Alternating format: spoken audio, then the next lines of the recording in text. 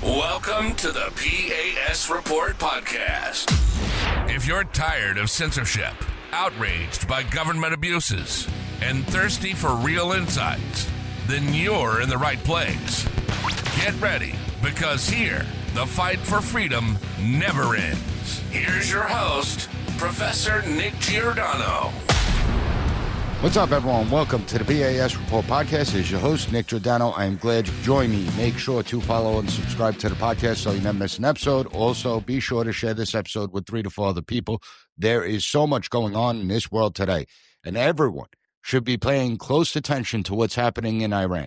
The Western media outlets, they're shameful. It's a disgrace that we're not seeing more coverage on this. We may be on the brink of a new Iran, a free Iran. The Ayatollah is holding on to power by a thread, and ultimately, he may collapse. His regime may collapse, and that is going to have massive geopolitical implications. Now, this episode's not going to be about Iran, but I am going to do another one.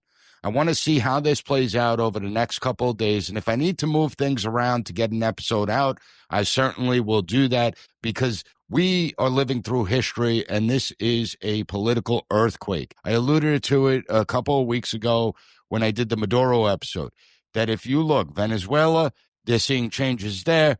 We're now seeing changes in Iran. I don't know exactly what's going to happen. I hope the Iranian people are successful. They've lived through 47 years of misery.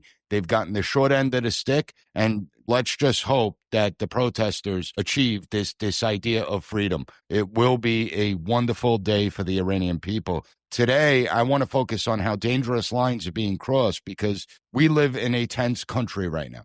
There's no doubt about it. And rather than calm a tense situation, you have Democratic officials that want to pour gasoline on the fire.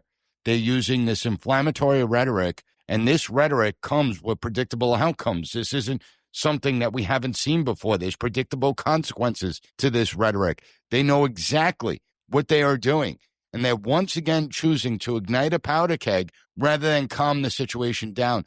I want everyone to think about how we are now at a point in our country where individuals believe that they could do or say whatever the hell they want without consequence. You have some openly talking about using their Second Amendment rights against federal law enforcement officers. We had a protest here in New York City where they were chanting, "Kristi Noem will hang, save a life, kill ICE." This isn't hyperbole. We're not dealing with hypotheticals anymore. This isn't the far fringe corners of the internet that we're talking about. This is out in the open. And it's much more than just a fringe minority that are engaging in this. They didn't get here on their own. This is the modern-day Democratic Party. The party of JFK and Bill Clinton is dead. This is the new Democratic Party, and we have to be able to talk about that, what's happened, because you've had this hostile takeover that's occurred. Moderate and conservative Democrats, some choose to remain silent because they don't want to get abused. They don't want to get bullied and harassed. Others have left the party, and the few that do have the cojones to speak out, well, they're marginalized. Some are even advocating that they get kicked out of the party. We're talking about people like Senator John Fetterman, Congressman Dean Phillips. This radical progressive caucus has taken control, and instead of showing leadership, the Democrats with political ambitions, they embrace the caucus. But what concerns me even more than that is the cultural rot, the brain rot that's on full display for all Americans to see. Now, these changes did not happen all overnight. It's not like all these people got radicalized on their own. They were pushed there, and they were pushed there by the elected officials. They were pushed there by the ideologically driven education system, by the NGOs, the media figures. We now have a large segment of society that believes that they get to decide what laws should exist and which ones shouldn't, what laws should be enforced and which ones shouldn't, what laws should be followed and respected and which ones shouldn't. To them, anyone who disagrees with them is subhuman. They're not worthy of basic dignity, civil discourse. They're not worthy to even have the right to live in peace. And that's what we're going to focus on in today's episode. I'm going to use the backdrop of what happened in Minneapolis, but understand this episode is not about immigration policy. It's about whether laws still matter in the United States. It's about who gets to decide which laws apply and which ones don't. It's about the growth of this authoritarian movement that wants to destroy anyone and anything that stands in their way. And it's about the weak and pathetic public officials that believe that they are so righteous, See, they have this inferiority complex, and they try and compensate for it through their virtue signaling. And many of them know exactly what they're doing. What I don't understand is what do they really want to rule over? Burning piles of rubbles, collapsed cities, a broke nation, as opposed to leading a stable country where the law still means something? We have to look at this idea of the law, because when enforcement of the law becomes optional, when emotions replace the law, that's when people get hurt. And as we witnessed last week, that's when people get killed. And before I go any further, I want to make it crystal clear. A woman is dead in Minneapolis because of an encounter with a federal immigration officer. That alone matters. A life was lost. No one should casually dismiss it. No one should minimize it. No one should use it as a political prop, even though the left will accuse me of doing just that. No one should celebrate it. And I think that's the difference between me and the left. They celebrated the death of Ashley Babbitt. They celebrated the death of Charlie Kirk. I don't do that. I don't believe that people should be doing that. I look at death as a tragedy, and I think most people, Republicans and conservatives, independents and Democrats, I think most people, most decent human beings do look at death as a tragedy. But there's a segment of our society that treats death as a tool, and it's not about policy. It's a culture that has replaced law and basic human decency with political religion, with an ideology. And when that happens, the next death is never far behind. So we do have an ongoing investigation, and we have to look at the facts as they continue to be established. That's how functioning societies work. That's how functioning societies handle tragedy, especially when it involves law enforcement officers. So this episode is not going to be about smearing a woman that was killed. I'm not interested in doing that. From the video evidence we've seen, I think what happened is pretty clear. And I suggest people watch the videos. They could judge for themselves, come to their own conclusions. And I have to point to Tim Pool. He did a great frame-by-frame analysis. We also got a new video that came from an officer's cell phone, which captured the incident. And there's little doubt that he was hit by the car. He certainly was. Was he run over? No, but he was hit. So watch the video yourselves. What I want you to focus on, though, is something that's far broader, far more dangerous than this one incident. What matters is the environment that made this situation inevitable, because this did not happen in a vacuum. This wasn't something that was spontaneous. The woman who died was used as a catalyst before her death. She's being used again in death. And I want to talk about that when we get back from this quick break. So everyone hang tight, and we'll be right back. Welcome back to the P.A.S. Report podcast. For months, what have we witnessed? Since Trump was inaugurated January of 2025, what have we heard? Well, we've heard Nazis, we've heard fascists, we've heard accusations being thrown all over. We've heard ICE agents be referred to as the Gestapo. Tim Walz himself, the governor of Minnesota, did exactly that. We've seen ICE agents being followed, harassed, cursed at, blocked, interfered with as they're carrying out legally authorized operations. And that's the key part. You have ICE agents that are being tailed through neighborhoods, activists throwing objects at their vehicles, activists that are attempting to obstruct arrests. They've attempted to slow down and stop federal operations in real time. Assaults against ICE officers are up 1,300%, 1,300%. Vehicular attacks against ICE agents are up 3,200%. Death threats against ICE agents have increased a whopping 8,000%. Those are real numbers. Those numbers matter. And you aren't hearing about those numbers from the legacy media. You're not hearing about this dangerous escalation from many of the Democrat officials because they're trying to capitalize on the chaos. They're the ones that are responsible for this escalation. And those numbers matter, and so does the context. Context that is really important, but it's being ignored by the fraudsters, the agitators, the activists, the politicians. When we look at ICE, and when we look at what ICE is doing, this isn't some rogue organization that's operating outside the Constitution or the laws that are passed by Congress. And it doesn't matter what Democrats want to say. It doesn't matter what social media wants to say. The truth is the truth.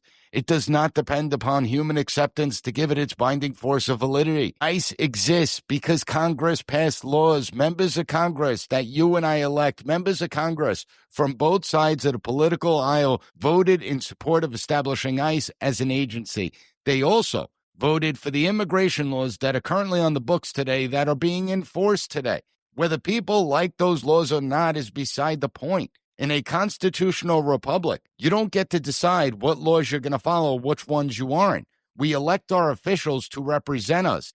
They pass laws, and then we follow those laws. And if you don't like the laws, there is a simple solution. You go and you lobby Congress. Just because you may disagree with the law in the books doesn't mean that enforcement of that law is nullified. I don't care if you're an ordinary individual. I don't care if you're the mayor of the city, a governor, whatever. And it's ironic because we have a whole bunch of people showing up at No Kings rallies, including politicians and mayors and governors. And what do? Well, they want to act like kings. They have contempt for laws that are passed by Congress. They have contempt for the system of federalism. They have contempt for the United States Constitution. And there is a massive difference between peaceful protests and obstruction. Peaceful protest is protected. Always has been, always should be. Okay, when we were going through the coronavirus, I engaged in peaceful protests. I spoke at protests. I spoke against masks and the authoritarian mandates and decrees we were witnessing. I never walked into a street to block traffic. I never assaulted anyone, never spat on anyone. I never called for the overthrow of government or anything like that. That's what protest is about. Obstruction is not a protest. You do not have the constitutional right to block roadways. You do not have the right to assault individuals. You don't have the right to commandeer college campuses.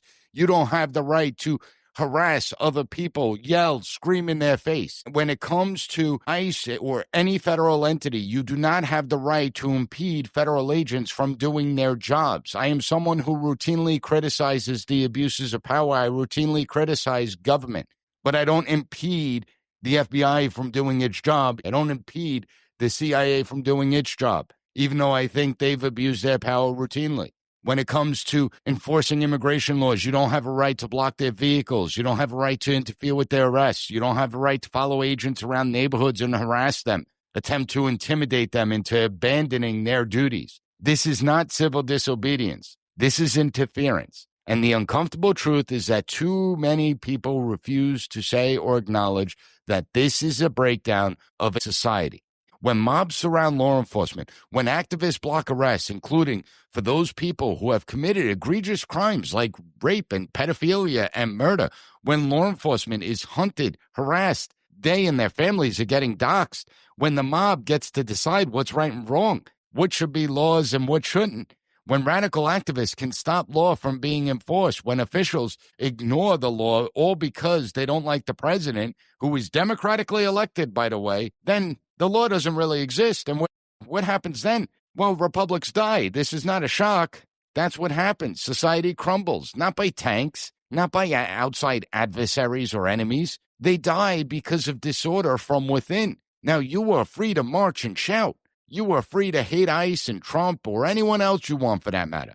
But you are not free to do whatever the hell you want. There's personal responsibility. And for all the stupid politicians out there, for every one of them, every time you excuse it, every time the media tries to run cover for these activists, every time activists successfully intimidate law enforcement officers, the message becomes clear. Authoritarianism is winning.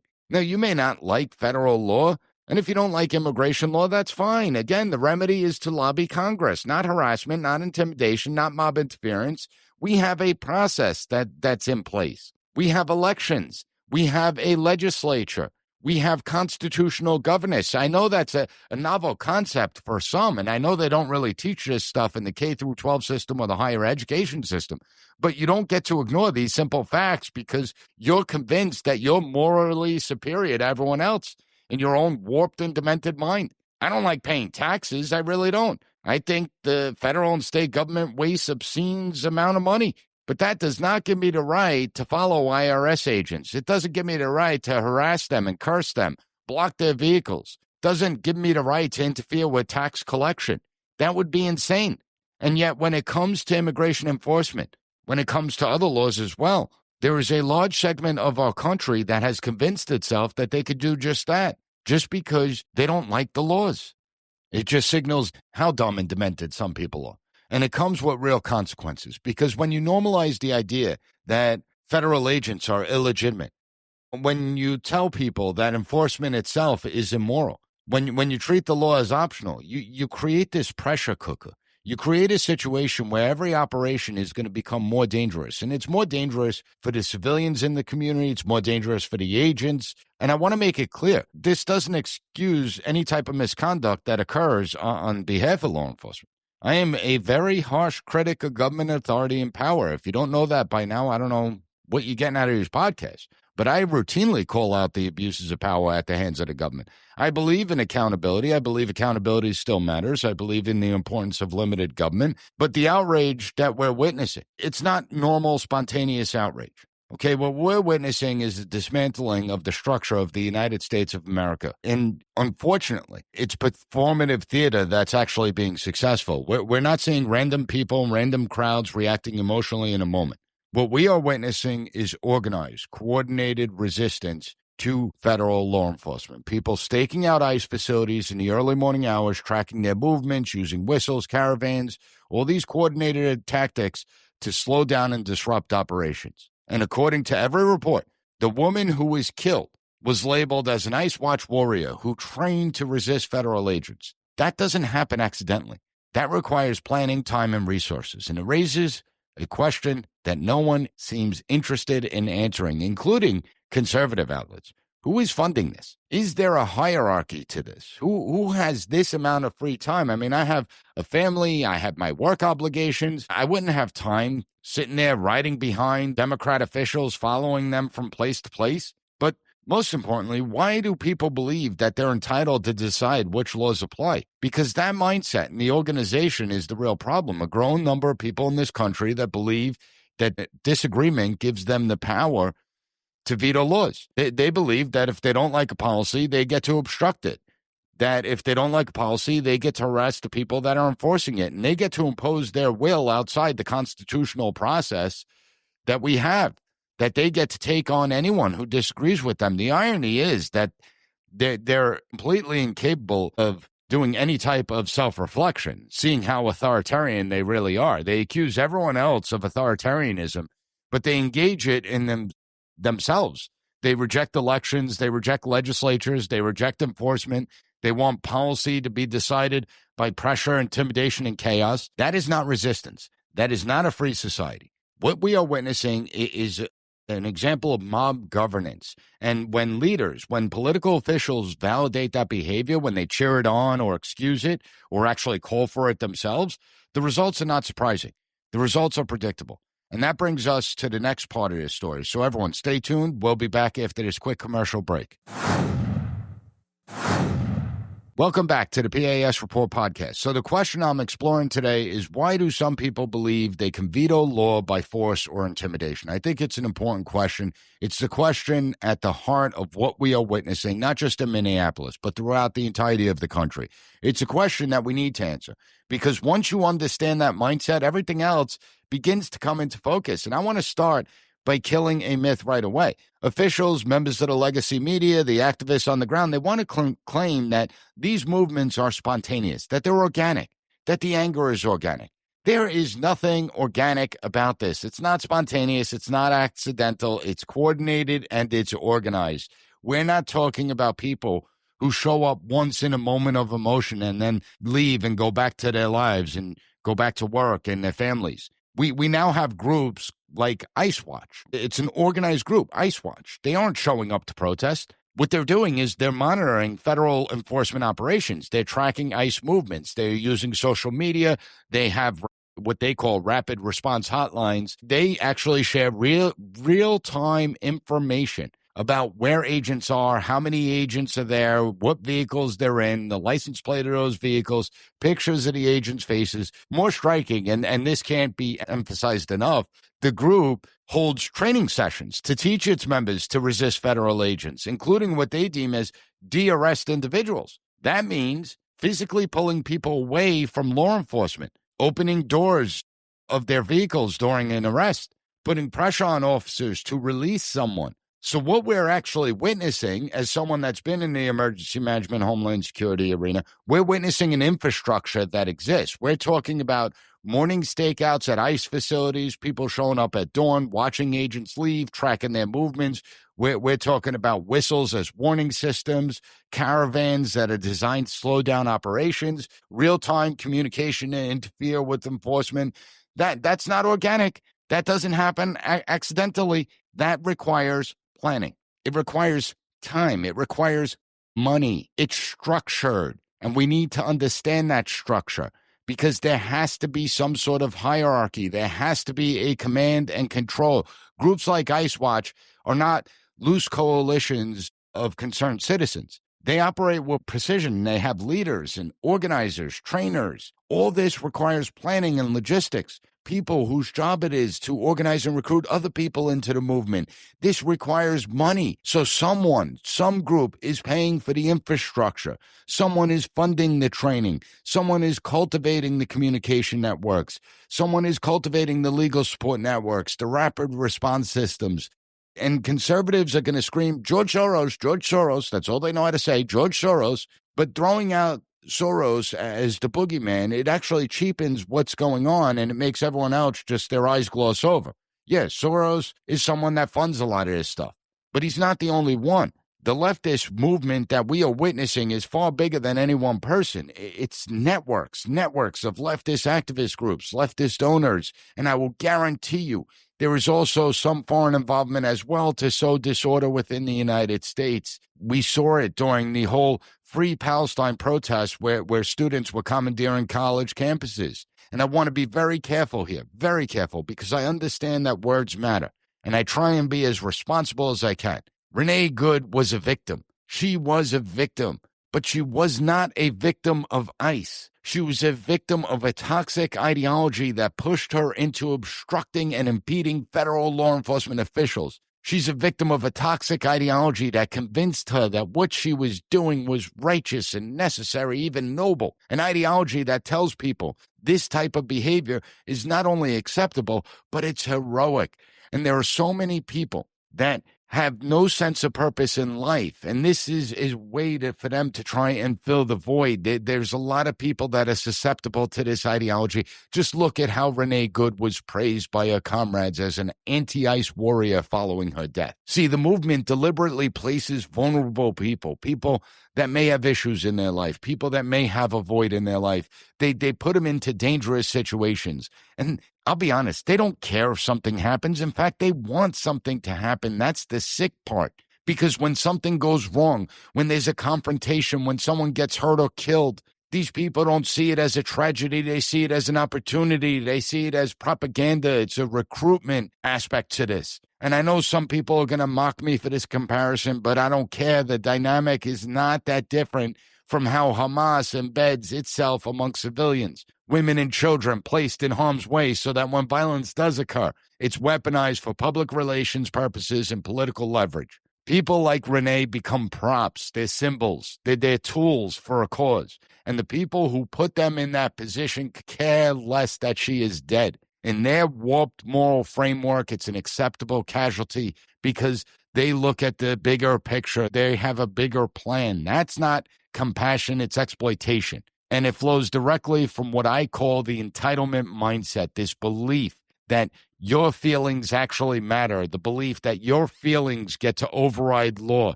a belief that moral certainty grants you any type of authority, a belief that if you're convinced you're on the right side, you get to break the rules, you get to obstruct justice, you get to impose your will on other people. When it comes to what we're witnessing, I use immigration enforcement as an example because I think that it's the clearest in today's day and age. You have a large segment of the population that has convinced itself just because they don't like the law shouldn't be enforced. It's a perverted way of thinking that law enforcement is only legitimate when it aligns with your emotions and beliefs. That's not how the system works, which brings us to emotional governance versus constitutional process. We have a process in this country. We have elections, but the activists reject elections, right? November of 2024, we had an election. The American people overwhelmingly came out. They voted. President Trump got the majority of the vote, won the Electoral College. A large part of his platform was actually immigration enforcement, and yet these activists reject this election because they don't like the fact that immigration laws are now being enforced. These people reject representatives. They reject legislatures. They don't want to persuade voters. They don't want to pass laws. What they want is to impose policy, and they're willing to do that through intimidation, obstruction, and chaos. These have become acceptable tools on the left. And when they do become acceptable, do you really live in a free society?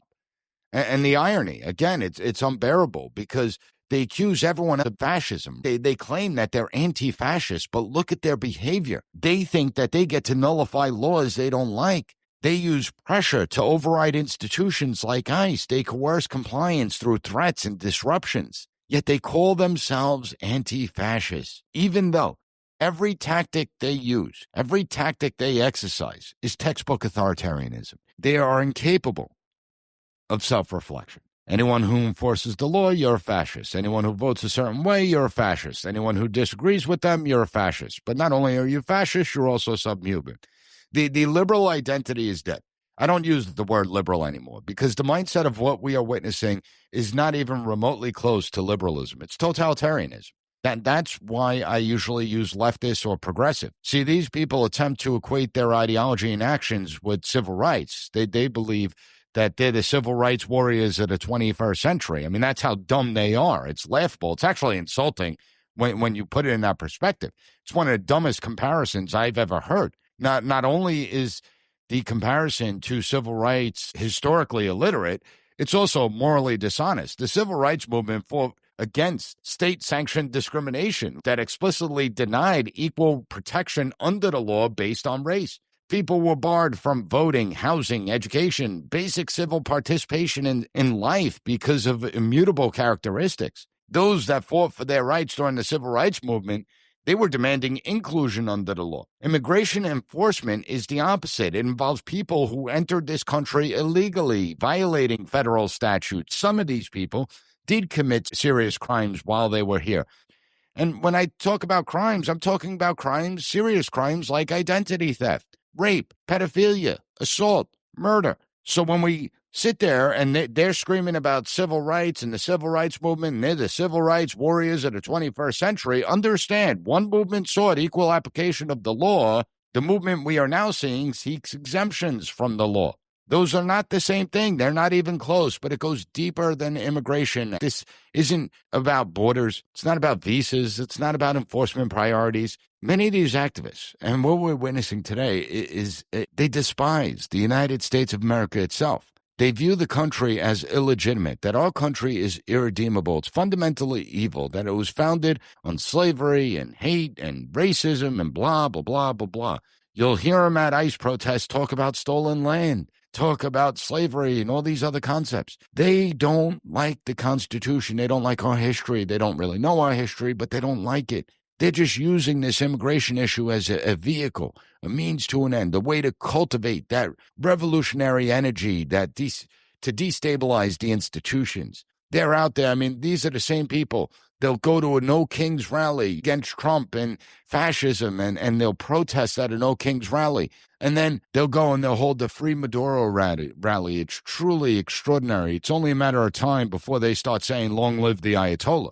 These are people that want disorder. They want breakdown. They want to see authority collapse. And the truly dangerous part is that you have public officials that validate this thinking. Some of them are too stupid. Others are too ambitious. Others are too ideologically captured to understand that this is much bigger than just political party politics. They think that they're energizing their base. They want to score the political points. They want to get reelected or have ambitions to go into higher office.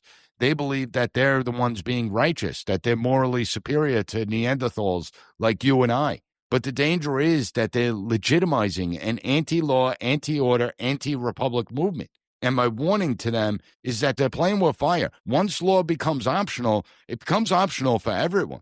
And that's a dangerous path to go down. When leaders validate that mindset, when they excuse it, defend it, encourage it, things don't just get tense, they get dangerous. That's when people die, as we see. And that's what I want to focus on in the next segment. So hang tight, and we'll be right back. Welcome back to the P.A.S. Report podcast. Now, help spread the word of the podcast. Share this episode with 3 or 4 other people. So far, we've covered a lot. The environment that produced the tragic death in Minneapolis, the coordinated resistance that has created a situation that we have to pay attention to. And now we have elected officials that want to fan the flames.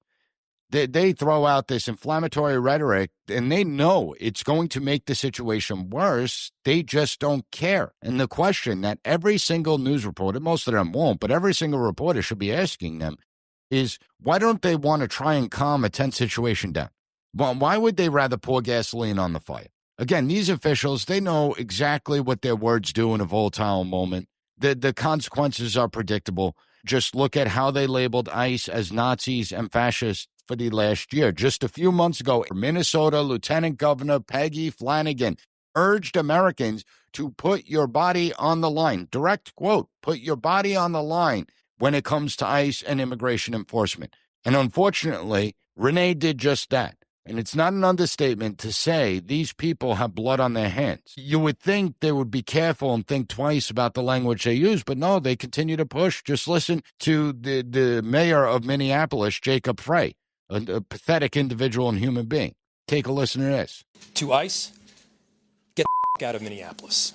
Now, someone should tell him that he doesn't get to dictate to the federal government on the enforcement of federal law. We have Article 6 in the Supremacy Clause. This idiot, in all his righteous indignation, he had the audacity to say this when a new video was released showing that the ICE agent was hit by the car. Take a listen to this. The ICE agent walked away with a hip injury that he might as well have gotten from closing a refrigerator door with his hips. He was not injured. I've seen worse injuries from doing that. And so give me a break. No, he was not ran over. He walked out of there with a hop in his step. And so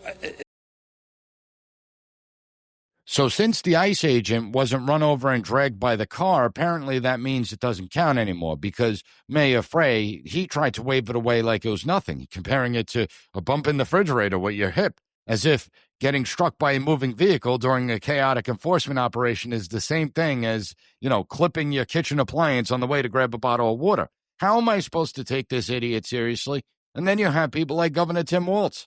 Listen to him talking about being at war with the federal government and making comparisons to the Civil War. Take a listen. Well, I said this yesterday. We've never been at war with our federal government. When things looked really bleak, it was Minnesota's first that held that line for the nation.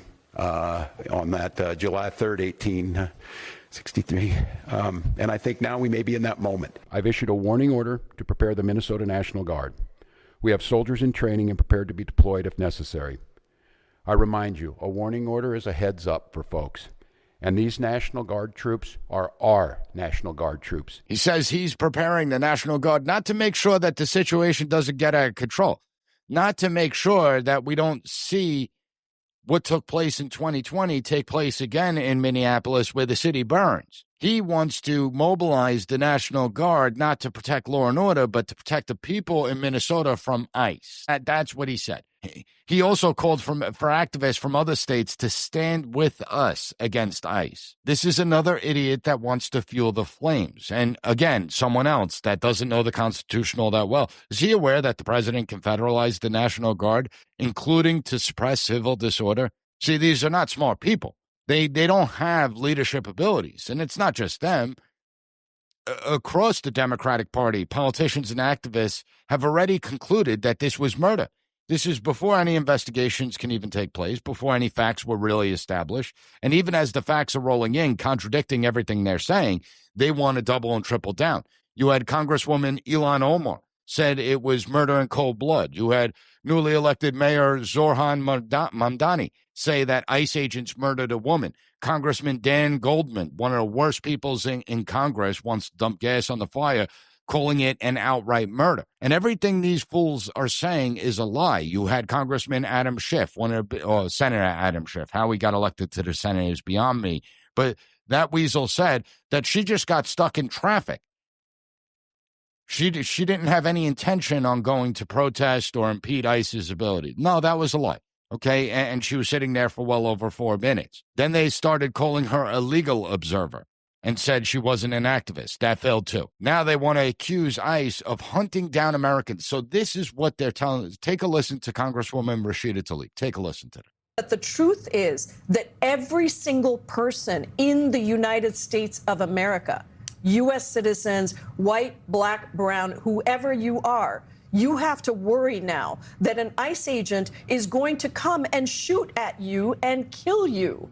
I could play sound clip after sound clip. She is literally telling the American people that ICE wants to hunt you down, that ICE wants you dead. So the point I am making is that words matter, especially when tensions are already high. When officials use this absolutist language, when they paint one side not only as illegitimate, but immoral and the second coming of Hitler, what do you think is going to happen? When you're telling people that a federal entity exists because they want to kill them, what do you think is going to happen? And we've seen this movie play out before, right? Officials framing law enforcement as oppressive and racist and Nazis. Anyone who disagrees with their narrow-minded point of view, they're Nazis as well. We saw it. We saw it play out in 2020. And how did it work out for those communities? Did those communities get better? Did crime go down in those communities? When police officers stopped responding to calls because they were worried that they were going to be attacked, how did that work out? So the consequences of this reckless language, they're predictable. We've seen it before. Why do people want to legitimize mob behavior? Why do people want to validate these confrontations? Why are there some officials that tell people that the normal rules don't apply because they believe that Trump is an existential threat? Because when people hear that, when people constantly hear that not only is law enforcement wrong, but they're villains, they're the enemies, they're evil, they want to kill you, what happens? Well, escalation is guaranteed to follow, and we're already seeing it. We saw it over the weekend, right? Activists storming hotels that they think ICE is staying at, ICE agents are staying at, harassing the staff members of those hotels, harassing other people. Like, could you imagine? You go to Minneapolis for a vacation to tour the city, and all of a sudden, all these activists start storming in and harassing you. You see people eating at restaurants being harassed. In some places, you have these activists openly talking about using their Second Amendment rights against ICE. This is talked about publicly. Again, not in the basement, not on the French corners of the internet. This is being said out in the open. You have people saying that they need to fight fire with fire and they need to take their guns to take on ICE. This is how people get killed. People die not because they felt passionately about an issue. People die because they're stupid. They make really bad decisions. And because the officials are essentially greenlighting permission, that's the real danger right there. And the fraud politicians, what the fraud politicians aren't telling their constituents, what they aren't telling their supporters in the radical activist groups, is that it didn't have to be this way. ICE wouldn't have to go into the communities if local and state authorities cooperated with them instead of obstructed them. If local police and sheriffs honored requests and detainers, if mayors and governors empowered cooperation between law enforcement, corrections, and ICE, if we ended this stupid idea of sanctuary status, then ICE doesn't have to go into the streets and look for people. ICE doesn't have to go into the communities. But it's the politicians that block the cooperation. And when the situation turns tense, they feign outrage at the consequences as though they had nothing to do with it, right? This is why I believe it's a manufactured crisis. This is why you have officials that are the ones with Renee's blood on their hands. And another trend that I've been noticing for about 2 years now, and it's really mind-boggling. Why are the Democrats cursing so much? And it's so forced. You clearly see it. They look like idiots when they do it. But you have career politicians who have been in office for 10, 20, 30, some 40 years. Now, throughout that period of their career, they spoke with professionalism. They never cursed in their speeches. They never cursed in their press conferences. All of a sudden, they're dropping F-bombs like drunken sailors. You think that's authentic? It's all performance. It's theater. These aren't leaders, they're posers. And in moments like this, where emotions are already raw, people are hurt or angry, the lack of leadership actually does matter. You know, I don't care how they speak behind the scenes to each other. They want to drop the F-bomb, drop it all day long. I do it a lot. But when I'm speaking to you on this podcast, I don't like to curse. It's not professional to curse. And when they do this, when they're sitting there and they're cursing out ICE, when they're disrespecting ICE, when they're cursing out the president of the United States, whether they disagree with the president or not. I mean, I disagreed with Biden on just about every single issue, with the exception of maybe one or two. Did you ever hear me drop F-bombs on this podcast? Did you ever hear me to tell the Biden administration F you or anything like? No, you didn't. But these officials, they want to signal to their activists that, hey, you're right, that you could escalate this, that they're justified, and civilized discourse, well, it's not necessary. It's why we see leftist violence becoming normalized. And we have to grapple with the notion that Our republic is not going to survive if people believe that the law is optional. This will lead to anarchy and chaos. So the cultural rot that I've been warning about on this podcast for a long time, we are starting to see a breakdown in civil order. Now, it's not widespread. I'm not saying that the United States is collapsing tomorrow, but let's be clear about what this moment represents. This isn't just about policy. It's not a policy debate. This is a threshold moment for American civic life, a moment where we have to ask, what type of society do we want to live in? Do we want to live in a society where enforcement becomes optional? Do we want to live in a society where officials delegitimize laws based on their politics, where rhetoric replaces leadership, where chaos is nothing more than a political tool? Because if that's where we want to go as a country, well, that's not really sustainable. That's not the basis for a functioning republic. And have we reached a point where emotion is now everything? Emotion just drives everything. Emotion, narrative, political opportunism, all overrides the law itself. Because one of these two things is going to be true. Either governance still exists or it doesn't. That's it. And if it doesn't exist, well, then what replaces it? It's certainly not going to be freedom. So what's going to replace it? Well, it's going to be chaos and anarchy. And I will guarantee you that what comes next is going to be far worse than anything we have now. If you found the content of this episode informative, please give the P.A.S. report a 5-star rating. Take 30 seconds to write a good review on Apple Podcasts and Spotify, and share this episode with 3, 4, 5 other people. It's how we grow the podcast, grow the audience. When the audience grows, I can do more episodes. I want to thank you for joining me, and I'll be back on Wednesday with another great episode of the P.A.S. Report Podcast. Thank you for listening to the P.A.S. Report. Don't forget to rate, share, and hit that subscribe button. That way you'll never miss an episode. For more exclusive content and updates, visit us at PASreport.com and follow Professor Giordano on all social media platforms at P.A.S. Report.